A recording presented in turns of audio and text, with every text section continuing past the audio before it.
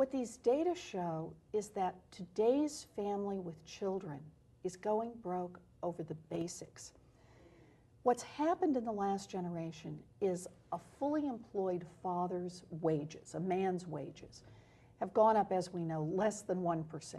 Depending on the data you want to look at, they've actually declined slightly or stayed flat when adjusted for inflation. Right. But the family income has gone up 75% in that period of time. Why? Because they've added a second worker. This is for the standard household, mom, dad, and 2 kids. But that family today, by the time it makes its mortgage payment, its health insurance payment, its car payment, and its after-school or preschool care for its children, the payments for those 4 things mean that family today has less money left over than the one-income family had a generation ago. Yeah.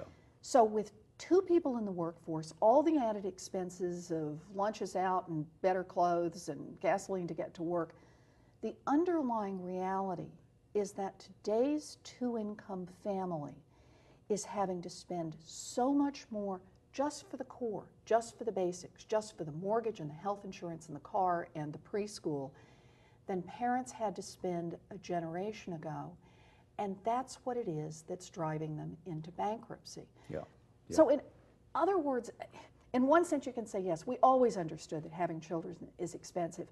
But what's happened in a single generation is the cost of having children has shot way out of reach of the average median earner. I want to come back to that in just a moment because I will want to come back to your idea that in effect it is what you call fixed costs. Those are not fixed costs in the economist sense, but they're fixed costs in the human sense. Right. But before we do that,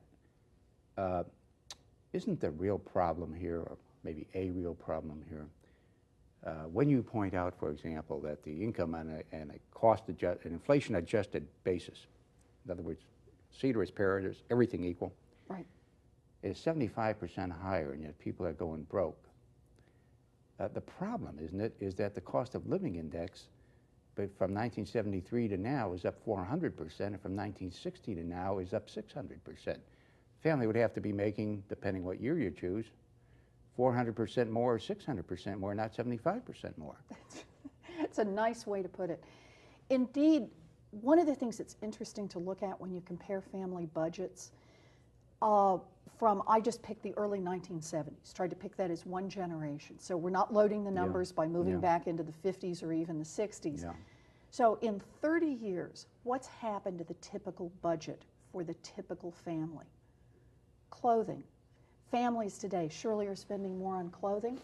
What the data show, when you pull them apart and you adjust for inflation, is that today's mom, dad, and 2 kids is spending 21% less for clothing than a family spent a generation ago. How about food? Today's families are eating out more than ever. So let's add it all together. How much families spend at the grocery store, how much they spend eating out, all that designer water that they buy that nobody bought a generation ago. What's happened? Today's family is spending 22% less on food, including eating out, than they spent a generation ago. Appliances. Everyone wants to talk about how today's family has microwave ovens and popcorn poppers and espresso machines that we didn't have a generation ago. Inflation-adjusted dollars, today's families are spending 44% less on appliances than they spent a generation ago. Less on furniture, less on floor coverings, less on tobacco, a little more on alcohol. But it's understandable. I think so. But the real point here is that Americans have actually cut where they spend.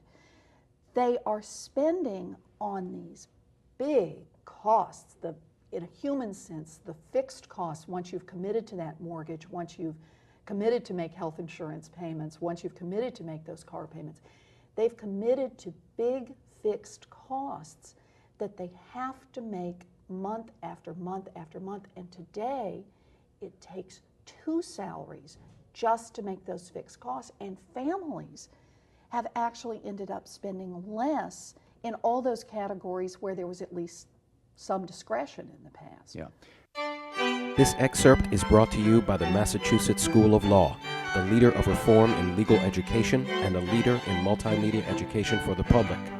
To view the full interview and for a full listing of MSL's programs, log on to mslaw.edu.